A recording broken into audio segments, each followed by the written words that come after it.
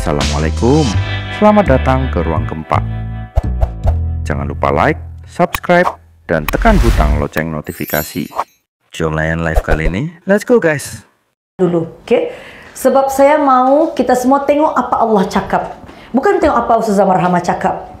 Semua ini apa yang Allah cakap. Saya cuma sampaikan. Saya tidak ada apa-apa, saya tidak tahu apa-apa. Semua ini Allah punya. Oke? Coba buka Quran surah 2. Oke? Surah 2 dulu. So kita doa-doa supaya kita sempat sampai pergi istiqomah ya. Cari ayat 38. Cari ayat 38. Ayat 38. Oke, cari ayat 38. Jumpa?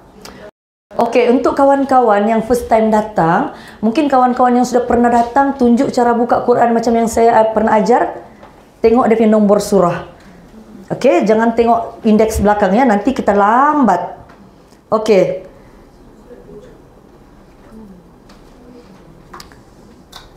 38 kan? Saya pun baru mau buka. Oke ya, oke ya.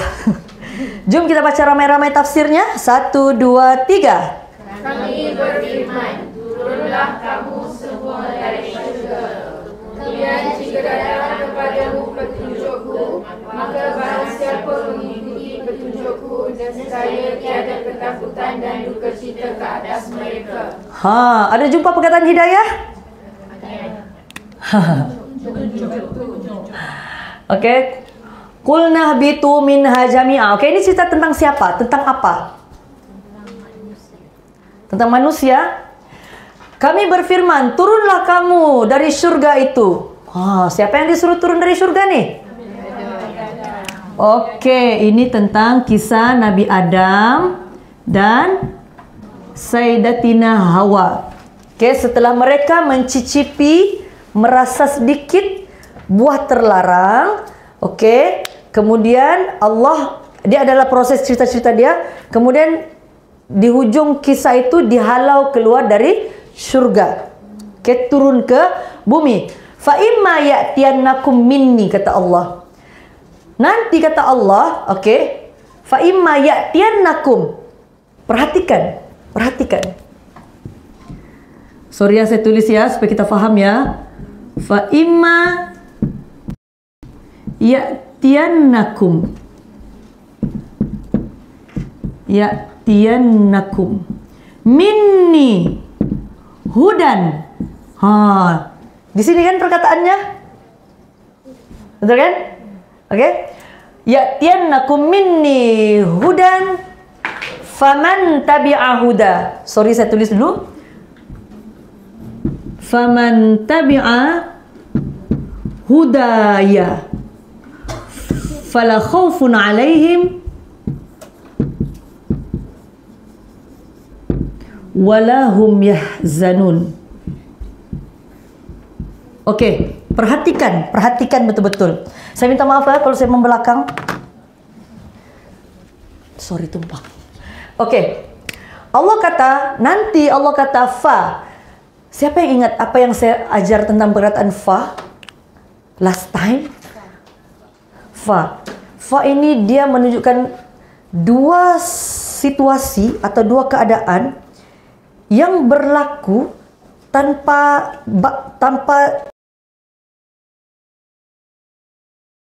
apa istilahnya ya? Apa jeda ya dalam bahasa Melayu?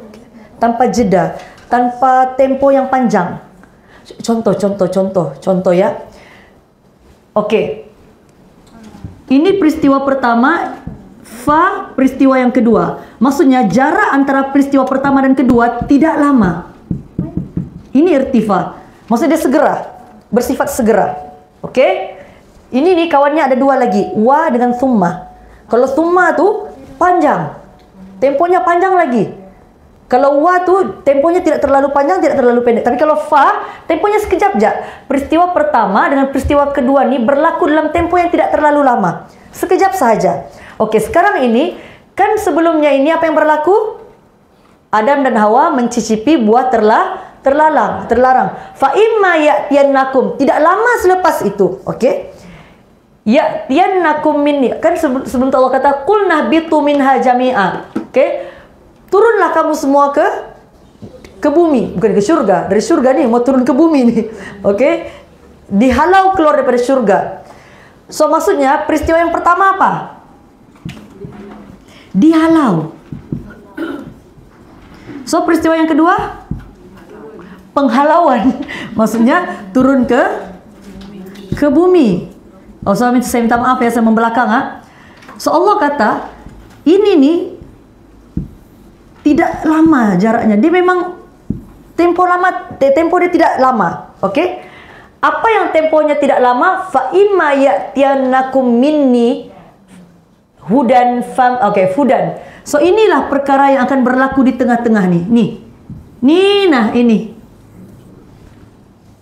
Maksudnya, okey, maka Allah kata, selepas kamu dihalau, kamu akan segera dapat huda.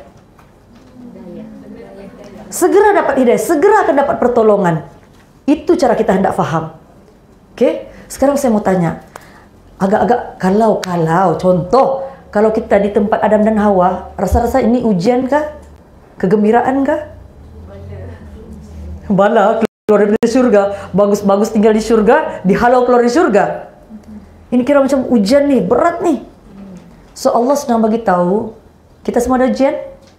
Ada ujian. Allah kata, selepas kamu diuji, sewaktu kamu ini diuji nih, dihalau nih, diuji, segera pertolongan Allah akan sampai. Fa imma ya'tiyannakum. Boleh saya explain sedikit perkataan ya'tiyannakum? Ya'tiyannakum ini kalau kita belajar bahasa Arab dia fi'il mudhari'. Okey? Fi'il mudhari'. Dia tidak sama dengan English. Dia tidak sama dengan present tense. Tidak sama. Okey? Kalau fi'il mudhari' ini dia membawa 3 suasana atau 3 situasi. Apakah 3 situasi tersebut? Maksudnya, okey. Ya ata. Coba tengok tafsir masing-masing. Ya'tiyannakum, apa maksud dia? Datangkan kan? Betul kah? Datang kan? So Allah kata, kemudian bila kamu dihalau, kata Allah, akan didatangkan kepada kamu. Okey, sekarang ini dia dalam bentuk fi'il mudhari'. Okey, nantilah kita buat kelas bahasa Arab dengan Pon Betty. Kalau mau faham lebih lanjut, saya just cerita supaya kita faham. Fi'il mudhari' ini membawa 3 suasana, 3 situasi. Yang pertama, apa itu? Present. Present sekarang, bukan hadiah. Present. Kemudian, kalau macam ni je continuously. Sorry lah kalau salah. Continuously. Apa arti continuously? Berterusan. Dan yang ketiga,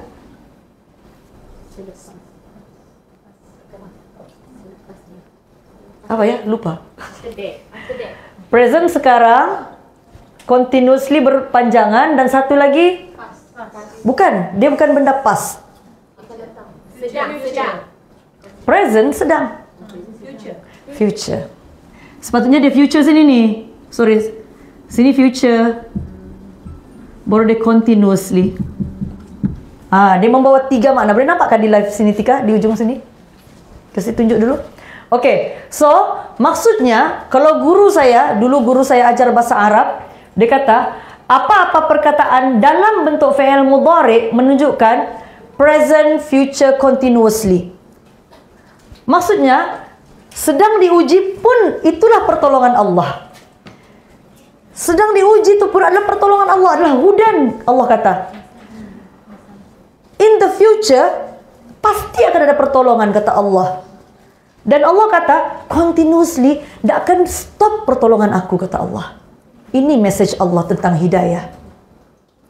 Tidak kisah apa condition kita. Tidak kisah di mana level iman kita. Tidak kisah macam mana cara kita sedang menghidupkan. Terkejut.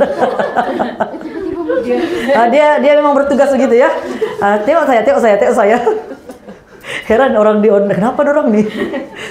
So, sifat hidayah adalah berterusan. Selagi kita masih hidup, pertolongan Allah sentiasa ada. Ini message Allah. Okey? Hidayah adalah pertolongan Allah. Okey? Bahkan kalau perhatikan di sini, daripada siapa pertolongan itu? Minni. Daripadaku, kata Allah. Daripada Allah directly, tanpa perantara. Tidak perlu third party. Kau tolong bah begitu Allah dulu. Tolong bah aku. Tidak payah. Allah boleh tolong kita directly. Ini Allah cakap, bukan saya cakap. So daripada kisah Nabi Adam, manusia pertama di dunia, okey, Allah sedang memberikan pengajaran kepada kita, kefahaman kepada kita. Kamu ada masalah, kata Allah, maka akan segera hadir pertolongan Allah. Allah akan datang pertolongan kepada kamu direct daripada aku, present, future, continuously. Masya Allah. Kenapa? Ada yang mau di sini, ada yang mau di sini. Janganlah kau ikut semua orang tuh. Pening kepalamu nanti. Okey, ini kalau mau ikut semua cakap orang ni, pening kita. Okey. So setakat ni boleh dapat. So hidayah. So kita fikir hidayah ni kena pakai tudung dulu. Hidayah ni banyak cara. Banyak cara. Bahkan kita bersangka baik dengan sesuatu keadaan pun adalah hidayah daripada Allah. Saya suka bagi perumpamaan hidayah ini macam signboard. Signboard. Tapi zaman sekarang kalau kita mau pergi tempat yang kita tidak tahu, kita tengok signboard kah? Tengok Waze kan? Kan saya tidak sure kalau last time saya dah cakap bagi perumpamaan tentang Waze. Contoh kita tengok Waze. Dia akan ada beberapa simpang. In 400 meters, turn left, dia kata. Kita ni pun macam sama ya. Ketara biasa tengok Waze. Contoh, okey. Kita nampak ini simpangnya 400 meters. Dia kata, aku sekira 400 meters. Tapi macam di depan tu pula simpangnya. Selalu kan jadi begini. Betul kan? Bukannya itu perempuan tidak, itu perempuan. Bukannya tu perempuan di Waze tu tidak bagi tahu. Dia sudah bagi tahu, tapi kita yang ragu. Itulah sifat hidayah pada kita. Pertolongan itu sudah ada, tapi kita yang ragu-ragu mau ambil, mau grab atau tidak. Allah sudah bagi. Kita sahaja yang tidak memilih untuk grab atau tidak. Itulah hidayah. Contoh kalau zaman dulu-dulu. Mungkin umur-umur saya lah, yang umur muda-muda ni tidaklah. Zaman dulu belum ada Waze, belum ada Google Maps. Cari jalan. Memang kita akan tengok peta ataupun signboard. Dia kata masuk simpang. Tapi aku rasa macam bukan simpang ni lah. Macam simpang depan. Saya tulis simpang jalan kebun. Aku mau pergi jalan kebun. Tapi kenapa bukan yang ini ya? Aku rasa depan tu. Jalan kebun ni. Kita lalu juga ikut depan tu. Salah jalan. Biasa kan? Itu sifat hidayah. Itu sifat hidayah. Hidayah ini ada pada kita semua. Tapi tidak semua orang ikut hidayah. Sebab itu nanti kita akan tengok dalam bab istiqamah ataupun tajuk istiqamah, saya akan kaitkan. Bagaimana supaya kita bila nampak ini pertolongan Allah. Ini petunjuk Allah. Inilah jalannya nih. Okey, ikut walaupun ragu-ragu. Okey, insya-Allah ya. So hidayah ini Allah kata dia akan berterusan. Okey, even though contoh kita salah masuk simpang. Mau masuk simpang kebun, termasuk simpang taman. Masuk simpang taman, kenapa lain ya? Itu pun hidayah Allah. Kita rasa kenapa lain ya? Itu juga adalah pertolongan Allah. Sebab itu sifat dia present, future dan continuously. Kita sudah salah jalan pun Allah tetap akan bagi. Ini bukan jalannya. Ini bukan laluannya, kata Allah. Allah akan bolak-balik hati kita. Kita akan rasa selamat kan masuk jalan yang salah? Aku ni mau pergi rumah Puan Betty ni. It's okay lah, pergi rumah jiran dia je lah. Apa perasaan salah masuk rumah orang? Kan serba salah, malu. Itu pun hidayah. Itu pun hidayah. Allah hadirkan rasa malu. Allah hadirkan rasa, salah rumah ni. Boleh minta nasi sikit? Puan Betty janji makan nasi ni. Saya pergi rumah orang. Kan akan hadir rasa malu. Tidak berani ketuk pintu. Itulah sifatnya present, future and continuously. Setakat ni boleh? Okey, boleh. Maksudnya bila kita diuji, sepanjang kita rasa ujian itu belum selesai, adakah itu pun sepanjang hidup? Okey. Lagi ada? Okey. Begini. Sorry, pun ada datang ke last time? Okey. Kalau ada datang, saya mungkin boleh kaitkan sikit dengan yang last kelas ya. Saya dah cakap kan, kita selagi kita hidup kita akan diuji. Kalau tidak mau diuji, apply jadi malaikat. Simple. Kita puan, selagi kita nama kita manusia, selagi kita manusia, kita punya ujian akan non-stop. Mati, terputus ujian. Tapi belum tentu tidak diuji lagi di alam kubur. Akan ada lagi perhitungan-perhitungan lain. So maksudnya, sepanjang hidup kita ini berjalan, setiap yang berlaku itu adalah ujian hidayah. Ujian hidayah. Saya percaya, saya cakap, tanpa kesusahan, tanpa masalah, kita tidak akan terdatangan minta dan Allah. Setuju? Kalau kita asyik gembira, asyik bahagia, mana ada minta, oh tolong. Entah-entah lepas solat, tidak payah doa lah, semua aku dapat. Betul lah? Tidak payah doa lah. Senang sudah hidup aku nih. So, manusia sebenarnya secara tidak sadar kita memerlukan kepada ujian. So, ujian ini akan membuatkan kita turn back to Allah. Sama juga kita salah jalan. Kenapa Allah bagi kita salah jalan? Supaya kita ingat, jangan masuk jalan nih bang. Aku sudah salah jalan nih di sini. Kan kita akan yakinkan orang lain kan? Hari itu aku sudah lalu sini, jalannya salah. Jangan lagi abang lalu sini. So tujuannya supaya kita yakin itu jalan yang salah. So ikut jalan yang betul. So ujian ini antara cara Allah untuk ajar kita. Itulah pertolongan Allah. Ini laluan yang salah. Ini pilihan yang salah. Ini keputusan yang salah. Sebab itu ada hadis Nabi SAW. Rasulullah larang kita masuk ke lubang yang sama 2 kali. Jangan terjebak dengan perkara yang sama, kesalahan yang sama berulang kali. Itu BODOH namanya. Tidak berfikir maksudnya. Ada akal tidak mau fikir. Itulah dalam Al-Quran. Kalau kita tadabbur, afala ta'qilun. Kenapa tidak fikir? Afala yatadabbarun, afala yatafakkarun. Kenapa tidak berfikir? Allah tanya, apa guna aku bagi akal tidak mau fikir? So, jangan sampai kita masuk ke lubang yang sama berulang kali. Yang kali kedua tu pun kira nak berfikir sudah tu. So kembali kepada ujian puan tadi, soalan puan tadi. Puan, sampai bila-bila hidup kita adalah ujian. Seperti yang saya sebutkan pada bulan lepas, senang ujian, susah ujian. Okay? Tengok balik Quran surah 89 ayat 15 ayat 16. Okay? Allah kata apa? Apabila manusia ini diuji dengan kemuliaan, dia kata Allah puji-uji, Allah sayang dia, Allah muliakan dia. Apabila Allah mengkadarkan, menghadkan rezeki dia, dia kata oh Allah menghina dia. Dua-dua itu ujian. Senang ujian, susah juga ujian. Boleh mana? Musibah dengan ujian sama ke Ustazah? Okey. Sebenarnya kalau musibah ini, musibah termasuk dalam ujian. Dia macam ni lah kalau kita mau kata, ujian ni dia tajuk besar. Dia akan terbagi kepada dua bahagian. Satu best, ini bahasa saya lah. Satu tidak best.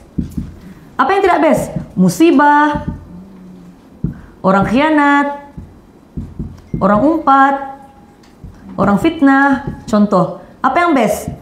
Dapat duit, kena bagi hadiah macam tadi. Oh tu ujian tu. Apa lagi? Bahagia. Bahagia, ujian juga. Entah-entah kita lebih sayangkan orang yang kita sedang bahagia berbanding Allah. Okay? So semua tu ujian. Best, tidak best, dua-dua adalah ujian. Ini Quran surah 89 ayat 15 dan 16. Nanti boleh buka di rumah. Ulang kaji. Okay? So boleh puan ya? Okey, saya nak tambah.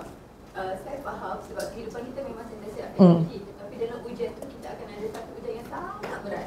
Yang kita tahu ujian tu consistently. Jadi adakah bila kita menghadap ujian tu, contohnya ujian A ni, dia tak adalah hari-hari, maksudnya sebulan sekali kita kena menghadap dia macam tu. So adakah benda tu sepanjang kita nak melaluinya, maksudnya hidayah tu kita kena open heart lah Ustazah. Maksudnya macam Okay. bila kita melalui jalan ujian kita, sebab ujian memang banyak, tapi yang saya cakap pasal konsisten ni dan ujian. Tak habis-habis Ujian yang sama Ustazah. Okey. Kalau mau cakap bab ujian, kita kena masuk bab ujian. So kalau saya melencong ke bab ujian, jadi panjang nih. Sebab kalau saya masuk kepada bab ujian, ayatnya berbeza. Ayat Qurannya saya akan bawa berbeza. Quran surah 2 ayat 155, 156, 157. Saya akan topik ujian itu kena specifically bab ujian tuh kalau begitu. Kalau saya masuk sini nih dia akan jadi panjang. Sebab bab ujian jarang saya ulas 2 jam. Jarang. Ujian hari itu tentang ujian. Hey, tentang ujian punya alumni ini. Berapa jam hari itu? 9, 10, 11, 12, 1. Lepas tu sambung jam 2 kan? 3, 4, 8 jam. 5, 6 jam. Bab ujian sahaja. Bab ujian memang bab 5, jarang. Saya tidak pernah ulas bab ujian 2 jam. Tidak pernah. Bergegar rumah kita. Hujan juga nih. Okey. So insya-Allah puan, begini. Saya bagi sikit hint lah untuk puan. Macam ni, saya faham tu. Kadang-kadang kita perlu hadap ujian yang sama. Kan? Betul lah? Kenapa Allah bagi ujian yang sama? Mesti ada sebab. Boleh lulus kan? Boleh luluskah kita? Maknanya kalau kita tak pas lagi ujian tu, sebab itu sentiasa. Tu Heliza sudah jawab. Saya tanya soal contoh, saya bagi contoh. Contoh ya. Kenapa ada situasi ada orang repeat paper? Tak pas dia. Boleh jadi kita tidak pas ujian tu, Allah uji lagi benda yang sama. Kita tidak upgrade pun hidup kita. Ujian itu tidak membuatkan kita upgrade iman kita, upgrade keyakinan kita, upgrade ketakwaan kita, upgrade ihsan kita. Kita sama aja. Tetap in the same level. Maka samalah repeat paper. Kenapa? Tidak lulus. Sepatutnya kita ni kena improve. Diuji improve. Diuji tambah baik. Diuji ada progress. Ini solatnya masih sama, auratnya masih sama. Kita selalu berpikir tentang contoh, saya ada masalah dengan Heliza.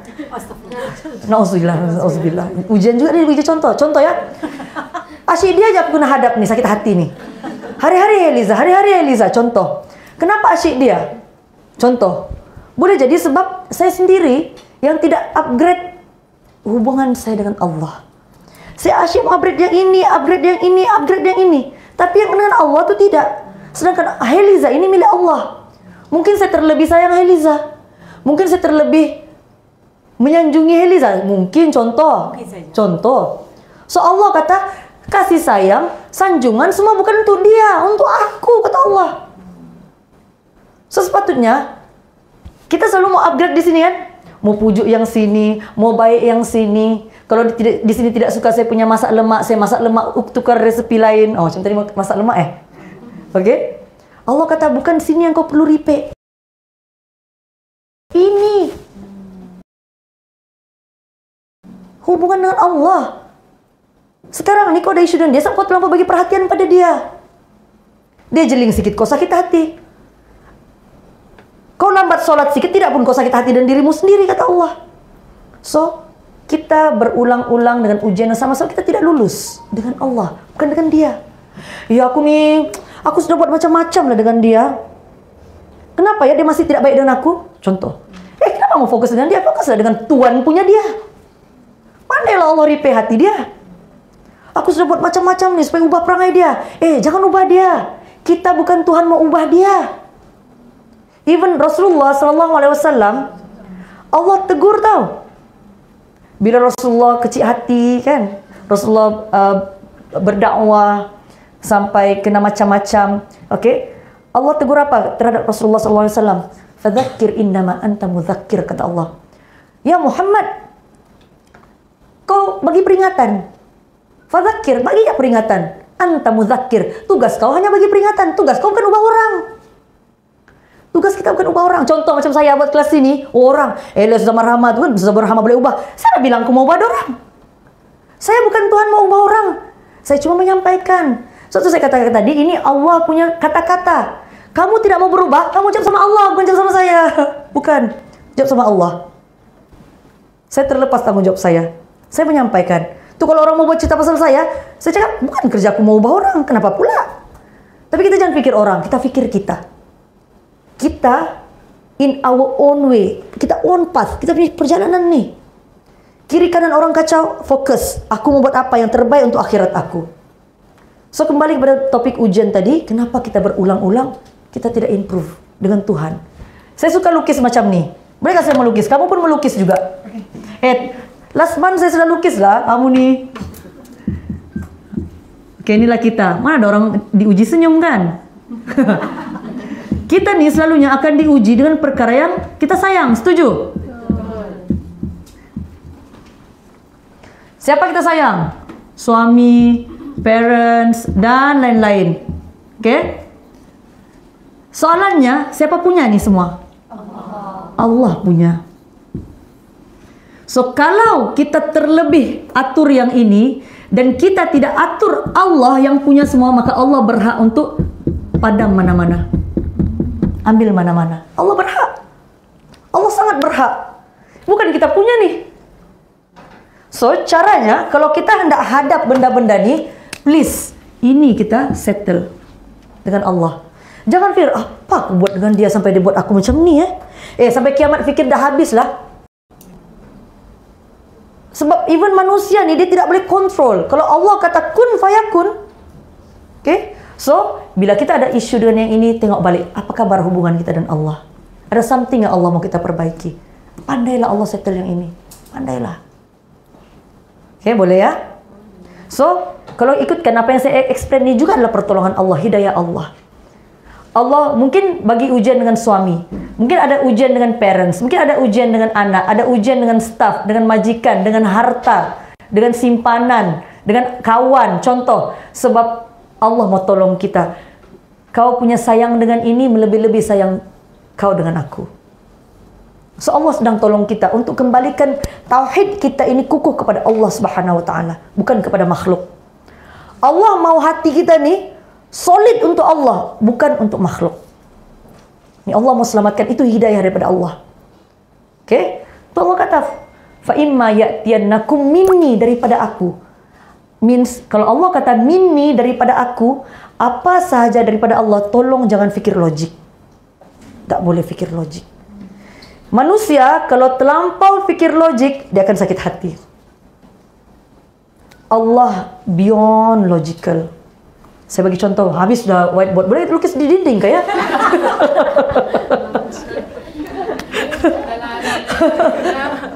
Okey. Bukan akhirat ya. Jadi doodle terus tuh. Contoh, ini batas logik kita. Okey, inilah kita itu. Okey, yang kononnya sedang tersenyum. Okey. Bila kita asyik berfikir ikut logik, sakit balik, sakit balik, sakit balik. Tapi kalau kita fikir beyond logical, free, bebas. Bila sakit, tidak dihimpit dengan kesakitan. Okey. Bila sedih, tidak terpuruk dalam kesedihan. Okey. Bila kecewa, tidak dihambat dengan kekecewaan. Tidak, percaya saya cakap. Sebab tu, saya belum habis di sini. Allah kata, nanti Allah akan datangkan kepada kamu, daripada aku, kata Allah, pertolongan. Faman tabi'a hudaya. Siapa-siapa yang ikut petunjuk aku, pertolongan aku, siapa yang ikut, kata Allah, panduan-panduan aku, fala khaufun alaihim wala hum yahzanun. Fala khaufun, arti fala khaufun, Allah kata maka la. Siapa ingat perkataan la? Tidak. Apa syahadah kita? La ilaha illallah. Apa maksud la ilaha illallah? Never. Boleh kasih sekejap-sekejap ada Tuhan lain? So perkataan la, never. Never. Tidak boleh sekejap pun, sedikit pun, sedetik pun, kata Allah. Okey, kamu bertuhankan selain aku, kata Allah. So di sini Allah kata fala khaufun. So kamu never feel khauf. Khauf itu apa? Takut, risau. Okey. Dalam bahasa Arab, dalam Al-Quran, kalau kita belajar bahasa Arab dalam Al-Quran, takut ini ada dua dalam Al-Quran. Ada dua ya. Yang pertama khauf, yang kedua khasyah. Bisa dengar? Khasyah. Khauf ini kerisauan untuk benda yang tidak pasti. Tapi khasyah adalah kerisauan yang pasti. Boleh bagi saya contoh? Ini contoh. Kejap, saya ambil pen warna lain supaya kamu tidak keliru. Khauf artinya risau juga, takut. Khasyah pun sama juga.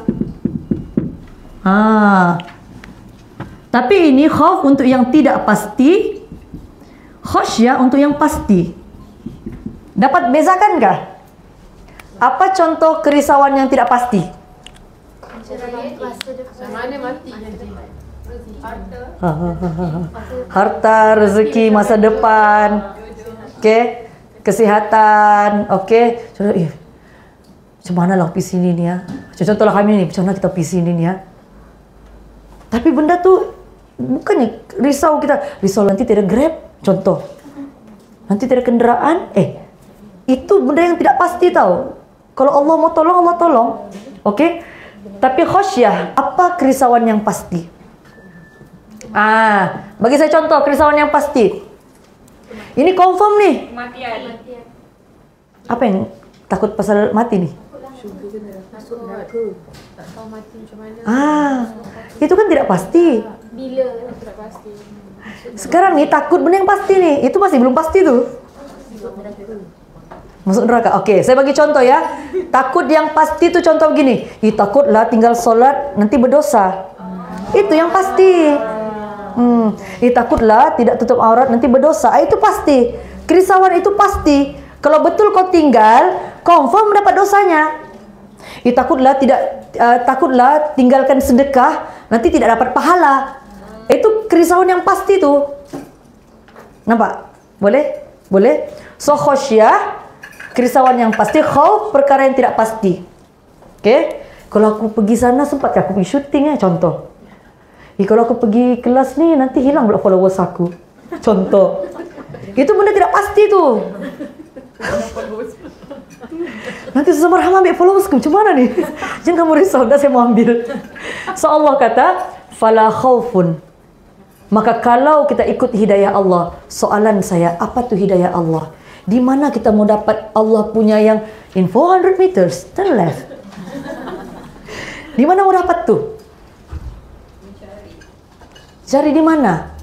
Kita cari mesti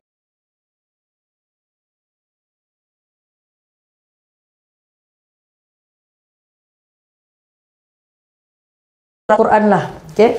Dalam Al-Quran inilah hudan Allah. Ini hudan Allah. Al-Quran adalah hudan daripada Allah. Kalau kita rujuk Al-Quran daripada first page sampai page yang terakhir, semua tentang kisah kita. Semua kita boleh kaitkan dengan kehidupan kita. Contoh soalan puan tadi kan. Walaupun saya jawab soalan puan, bila saya jawab berdasarkan Al-Quran, semua akan rasa benda tu macam aku ni. Ustazah Marhamah ni sindir aku. Ndak aku tahu hidup kau macam mana ya. Saya tidak sindir. Ramai orang suka merajuk dan saya. Ndak mau saya pergi kelas Ustazah Marhamah. Kenapa? Ustazah tu sindir aku je. Aku kenal kau pun tidak. Saya bilang aku sindir kau ni ya. So, terasa sendiri lah tu. Ketara lah tu buat kan. So Allah kata di sini, Allah kata kalau kita ikut Al-Quran, so sahabat semua, kalau kita mau tahu jawapan, signboard, tunjuk jalan yang mana satu, kena rujuk Al-Quran, kena belajar Al-Quran. Kita belajar Al-Quran sebab bukan kita mau jadi ustazah, bukan. Dia tu menjadi ustazah lah tu, tengoklah tu nanti. Sampai perangnya tu begitu. Bukan. Kita belajar Al-Quran sebab kita mau perbaiki jalan kita. Jalan buruk depan rumah, kita biar. Contoh jalan depan rumah Puan Betty ni, berlubang besar. Biarkah Puan? Buat apa? Perbaiki. Cari solusi. Perbaiki? Apa? Di simin sana. Mungkin dia akan hubungi pihak berwajib. Tolong repair ni. Bukan, Ustazah Marhamah, jalan di depan rumah saya rosak ya. Kau telefon aku memang tidak selesai lah. So kita kena cari jalan ataupun tempat untuk settle masalah kita. So manusia, tempat settle masalah kita hanya Al-Quran. Dia boleh repair semua masalah. So insyaAllah Puan dalam topik ujian nanti. Boleh ya? InsyaAllah ya. So kembali ke sini Allah kata, kalau kita ikut petunjuk Allah, apa yang Allah ajar, apa yang Allah bagi tahu, fala khaufun alaihim, maka tidak akan ada kerisauan yang menempel dalam hidup dia. Bukan maksud langsung tidak kerisauan, means tidak menempel, tidak melekat. Dia risau tapi benda tu tidak follow dia. Dia risaunya, tapi Allah bagi dia perkara yang boleh membuatkan dia benda tu rilis. Allah yang atur nih. Mustahil Allah atur yang buruk-buruk untuk aku. Means dia cepat rilis, dia cepat let go, dia cepat move on. Okay? Walahum yahzanun, dan tidak ada bagi mereka kesedihan. Bukan tidak sedih. Bukan tidak sedih tapi benda tu tidak attach. Dia sedih, jangan sedih. Karena kau telah mendoakan aku. Sudahlah tu. Sudah. Ya, sedih tapi tak bermaksud, okey. Maksudnya kita sedih kenapa? Sebab kita human being, kita manusia, normal. Satu, kalau macam contoh kan, orang cakap saya sedih, okey sedihlah, nangislah kalau mau nangis. Saya bukan jenis manusia tidak boleh sedih, simpan air mata, kasih masuk air mata kok. Tidak. Kalau orang mengadu benda gitu, tak apa, menangis nangis. Sedihlah, kau memang manusia. Okey, tapi jom kita belajar macam mana untuk kesedihan itu tidak panjang-panjang. Tidak panjang-panjang. Macam mana kesedihan itu kita jadikan satu jalan hidayah, pertolongan daripada Allah untuk improve diri kita, untuk improve mana-mana kelompongan dalam kehidupan kita. Bagaimana kesedihan itu boleh upgrade doa kita. Itu paling penting. Bagaimana kesedihan itu mengubah cara kita memandang ketaatan kita kepada Allah, keyakinan kita kepada Allah, memperbetulkan kembali cara kita hidup. Itu caranya. Ya. So, begitu cara orang Islam berfikir sebenarnya. Bila last time saya dah share, bila sedih, kecewa atau apa-apa saja perasaan negatif yang datang, kita kena belajar ubah kepada harapan. Ubah kepada harapan. Setiap kesedihan, setiap kekecewaan, setiap kebencian, setiap rasa sakit, ubah ia menjadi harapan dalam bentuk doa. Contoh kita kecewa. Kadang-kadang perempuan ni pelik-pelik sikit kecewanya nih. Contoh, kita yang pergi kelas agama, kita harap suami kita yang berubah. Betul kan? Kita yang pergi kelas, kita harap suami kita yang berubah. Pulang rumah, kenapa suami aku nih azan masih tidak sholat nih? Masuk merajuk sendiri. Padahal yang datang kelas itu kita. Kita harap suami kita faham. Hello, ini bukan telepati nih. Hati sesapi hati suami kamu tuh tiada. Oke? So, kita bila nampak kecewa, ya Allah, aku sudah belajar nih kena sholat awal waktu. Kecewanya aku nampak suami aku, sepatutnya dia yang bimbing aku. Relax dulu bro. Relax dulu sister. Oke? Ubah rasa kecewa jadi harapan. Ya Allah, mudah-mudahan apa yang aku faham pun dia faham. Ya Allah, semoga apa yang aku rasa dia pun rasa. Itu caranya. Bukan kata, amboi, bila menjadi imam nih? Jangan. Jangan. Itu yang membuatkan para suami akan rasa, bagus kau jangan sekolah agama pula. Bagus kau jangan pergi kelas, kalau begini mulut kau. Betul. Kadang-kadang kita ni yang jadi fitnah kepada ilmu-ilmu agama yang kita belajar. Ya. Kenapa kita tidak bagi masa? Mentang-mentang masa kita sudah sampai, kita pun marah masa dia belum sampai. Jangan. Oke, tukar jadi doa. Tukar jadi doa. Ya Allah, besok belum makbul lagi, doa lagi. Sebab kita pun sudah bertahun-tahun tidak taat. Tapi bila sampai masa taat, itu masa kita. Hormat masa dia, ada masa dia, teruskan doakan. Bukan hari-hari bebel. Jangan dulu. Kita dulu akhlak kita. Macam mana orang sekeliling mau jadi baik? Kita yang belajar agama nih pun tidak mau tunjuk cara perangai yang betul. Macam bagus sih perangai aku, dia tahu. Pasal-pasal orang kata pergi majelis agama makin buruk perangai dia. So kita ingat betul pesan saya. Apa sahaja emosi yang negatif, ubah jadi doa dalam bentuk harapan yang paling tinggi. Kalau sudah mulai improve, sholat awal waktu, belum sudah ambil wudhu, contoh. Ini belum masuk waktu, dia ambil wudhu. Suami pun boleh. Bagaimana tuh? Ambil wudhu bang. It's okay. Kenapa? Kita mengubah rutin dan itu memang pelik. Kehidupan yang sebelum ini tidak biasa. Jangan kita paksa orang pandai kita normal kalau kita pun tidak biasa dengan cara begitu.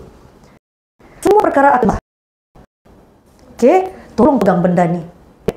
Dan kita tetap mendoakan. Tetap mendoakan. Berhenti judge orang. Jangan hanya karena kita jadi baik, sudah jadi lebih baik kita start judge orang. No. Bila kita sudah mulai judge orang, kita sudah termasuk dalam lubang yang salah. Ini ya. So Allah kata, kalau kamu ikut petunjuk aku, kalau kamu ikut pertolongan aku sudah berdiri dalam Al-Quran, Allah kata maka kerisauan dan kesedihan tidak akan menempel-nempel. So, kalau kita masih rasa kesedihan itu menempel-nempel, itu masa kita belajar lagi, kita perbaiki, belajar lagi, perbaiki. Sama macam saya. Kalau saya masih terus-terus buat kelas, even kalau di Sabah, jumpa guru belajar. Kenapa? Kita nih sentiasa diuji, sedih, kecewa. Berhenti nih. Bukannya datang sini, oh, confirm besok nih tiada kesedihan. Kirim salam, kau tunggu kesedihan baru. Oke? Sebab bila kita belajar satu perkara, kita akan... Kan, kalau kita tadika, kita ambil exam, kita masuk darjah 1. Sama tak ujiannya dengan tadika? Ya. Masuk darjah 1, ujian darjah 1. Contoh kita darjah 6, masuk form 1. Sama tak yang kita, ujian kita di form 1 dengan form darjah 6? Tidak. Kalau kita diploma dengan ijazah, sama. Ijazah itu dengan ujian diploma. Tidak. Dia pasti akan scale atau level up. Begitu juga ujian. Tidak. Bila lulus upgrade. Ujian berbeza lagi. So, begitulah sampai mati. Percaya saya cakap, begitulah sampai mati. Dan jangan kita tengok, oke, gini ya. Saya selalu jumpa orang yang salah paham bab ujian. Oke. Kita sekarang diajar kecil-kecil salah. Kecil-kecil belajar yang psikonon. Makin grade tambah upgrade advance. Kita selalu belajar gitu kan? Boleh jadi kita punya level up yang basic kita kena belajar balik. Boleh jadi ujian yang buat kita belajar benda paling basic. Oke. Kalau itu apa yang saya ajar semua benda basic. Semua basic. Oke. Yang advance apa? Apa yang advance agak-agak? Bagaimana kita hendak improve amalan kita. Oke? Contohlah, dari bila kita sholat. Contohlah kita start sholat 10 tahun. Contoh. 5 kali hari. Umur 10 tahun, 5 hari sholat. Umur 40 tahun? sama juga. Sama juga. Nah, itu something yang kita perlu ponder. Kenapa sholat kita kurang sama macam budak 10 tahun? Berapa tahun? 6 tahun sholat 5 waktu. Alamak, level sholat aku macam dia lah. Akhiran Allah uji kita. Kita tidak mau upgrade depan kita. Kita tidak mau upgrade kita. Kita tidak mati. Kita nih, tapi kita tidak upgrade. Setuju ya? Contoh bisnis. Kalau kita pegang duit 1 juta contoh, adakah ilmu yang sama untuk handle 1 juta?